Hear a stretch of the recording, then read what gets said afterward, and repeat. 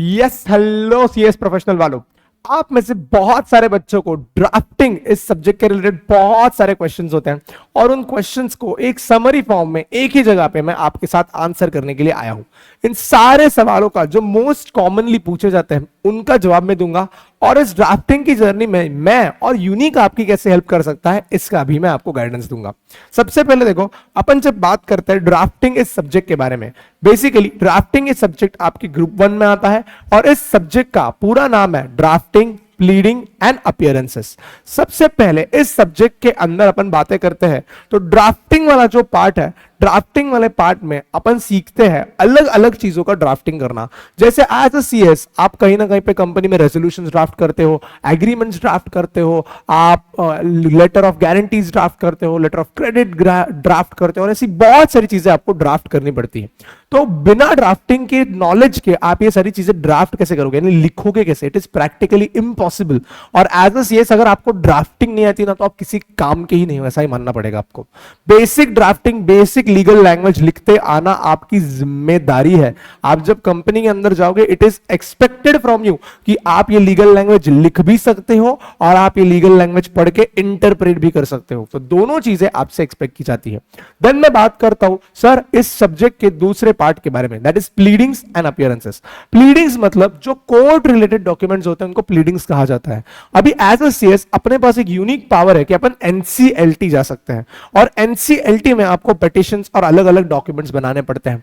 तो वो डॉक्यूमेंट्स का नॉलेज होना आज के टाइम पे सबसे इंपॉर्टेंट है। मैंने अपने लेक्चर्स में ही बताया था, अभी भी वापस बता रहा हूं, आज के टाइम पे ड्राफ्टिंग का सिलेबस ऐसे बना है कि 100 मार्क्स में से पार्ट ए 70 मार्क के लिए, पार्ट बी 30 मार्क के लिए। पार्ट ए ड्राफ्टिंग है जो 70 मार्क के लिए आता है, प्लीडिंग्स और अपीयरेंसेस 30 मार्क के लिए पार्ट बी में आता है।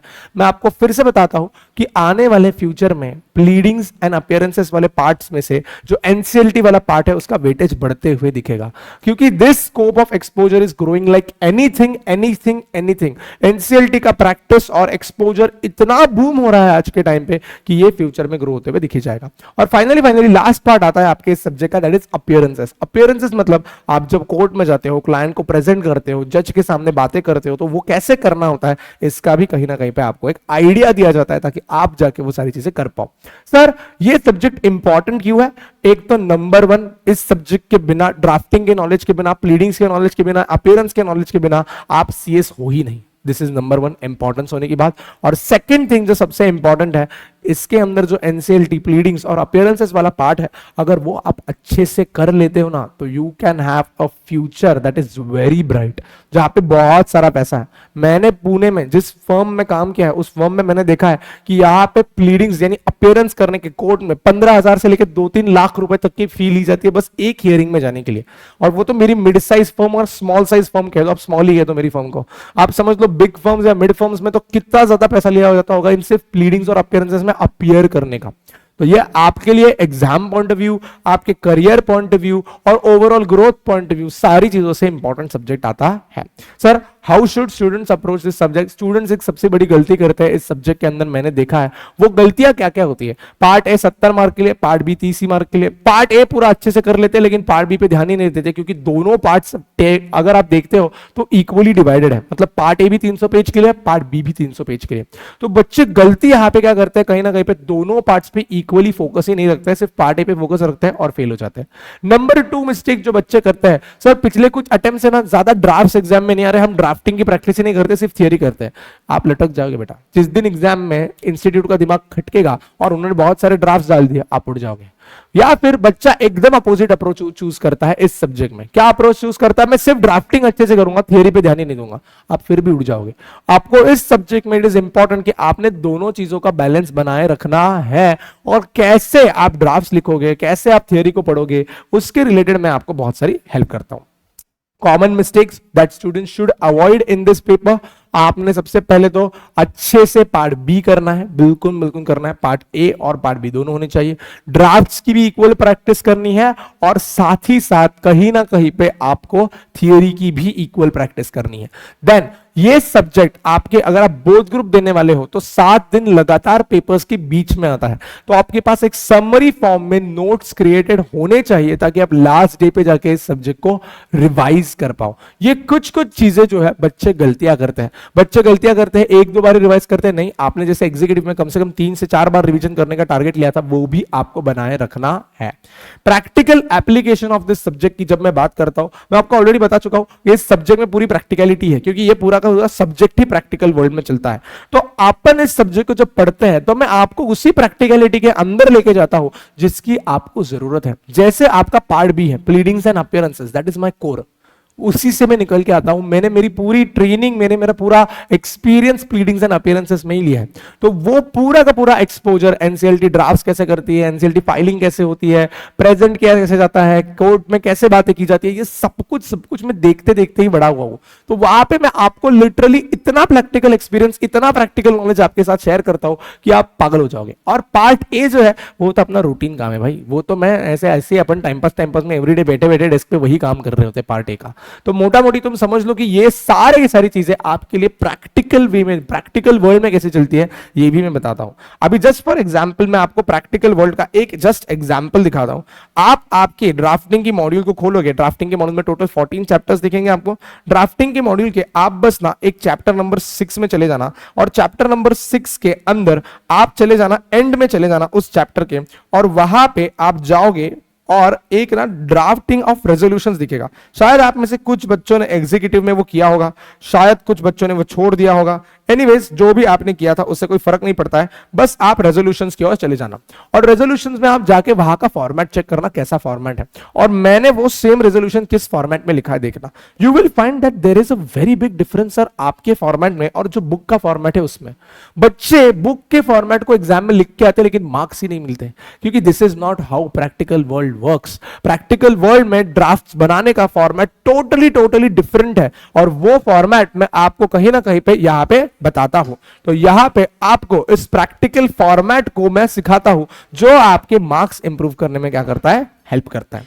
Then sir, Then what study material will be provided? Sir कौन सी चीजें हैं जो आप प्रोवाइड करने वाले हो इस ड्राफ्टिंग की जर्नी में? नंबर 1, सबसे पहले तो ड्राफ्टिंग ये जो सब्जेक्ट है इसके अंदर और एक कॉमन मिस्टेक जो बच्चे करते हैं, आसान भाषा में, अपनी भाषा में लिखने को जाता है। ड्राफ्टिंग इस सब्जेक्ट की रिक्वायरमेंट ही ऐसी है कि आप थोड़ा सा टेक्निकल लैंग्वेज में लिखो, थोड़ा सा टेक्निकल शब्दों का प्रयोग करो। इसीलिए सबसे पहले जो मैं स्टडी मटेरियल प्रोवाइड करता हूं वो होता है मॉड्यूल ही अपने को रेफर करना होता है। मैं मॉड्यूल से ही पढ़ाता हूं, टेक्निकल लैंग्वेज की आपको ग्रिप आए इसके लिए। बट हाँ, जहां जहां पे जरूरत है वहां पे मैं आपको नोट्स भी देता हूं। जैसे ये मेरे नोट्स हैं कुछ चैप्टर्स में जहां पे आपको मेरी बहुत ज्यादा जरूरत है, जैसे पार्ट बी 300 पेजेस का है सर, 300 पेजेस सिर्फ 30 मार्क के लिए, आप कैसे कह रहे हो हम सेम टाइम दे? तो मैंने वहां पे कंसाइज करके आपको नोट्स दे दिए with legal language incorporated in it, that I have made sure कि वो आपके साथ वहां पे रह जाए। देन जब मैं बात करता हूं उसके आगे, सर एक तो मिलेगी आपको सबसे पहले आपके कुछ नोट्स, आपकी मॉड्यूल, आपका स्टडी मटेरियल होगी। देन आपके लिए आता है मेरा सबसे बड़ा अस्त्र जिसको मैं कहता हूं हैंड रिटन नोट्स। मैं आपके साथ कुछ ऐसे हैंड रिटन नोट्स बनाता हूं, ऐसे प्यारे प्यारे हैंड रिटन नोट्स बनाता हूं, आप देख सकते हो ये एकदम लीगल लैंग्वेज को इनकॉर्पोरेट करके बने हुए हैंड रिटन है जो मैं आप लोगों के साथ बनाता हूं। जो नोट्स आपके लिए सफिशिएंट होते हैं, ये आपको जो लास्ट डे रिवीजन में प्रॉब्लम आने वाला था ना वो भी सॉल्व करते हैं। पढ़ते हैं भले ही मॉड्यूल्स है बट जितनी भी चीजें डिफिकल्ट है, टेक्निकल है, वो सब हैंड रिटन में आ जाता है, एकदम प्यारे फॉर्मेट में, एकदम ऐसे कलरफुल फॉर्मेट में, ऐसा चार्ट फॉर्मेट में, ताकि आपको क्या रहे, बहुत ज्यादा हेल्प मिलती रहे इस सारी की सारी चीजों के अंदर।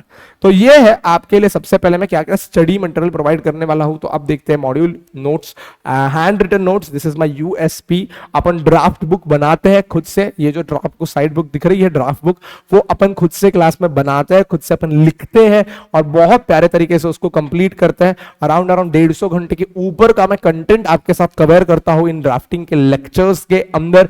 देन मैं आपको एक क्वेश्चन एंड आंसर बुक भी देता हूं जिसके अंदर सारे पीवाईक्यू, सब कुछ, सारे items with weightage and everything is covered.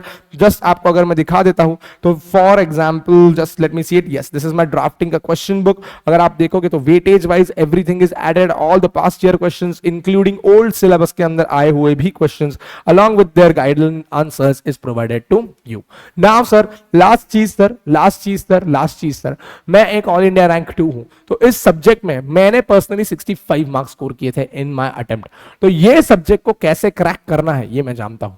इस सब्जेक्ट के अंदर का सारा प्रैक्टिकल एक्सपीरियंस में लेकर आता हूं। तो इस सब्जेक्ट को interesting, practical and at the same time exam oriented बनाना, तीनों भी चीजें मैं जानता हूं और वो एज मैं आपके लिए लेकर आता हूं इस सब्जेक्ट के अंदर।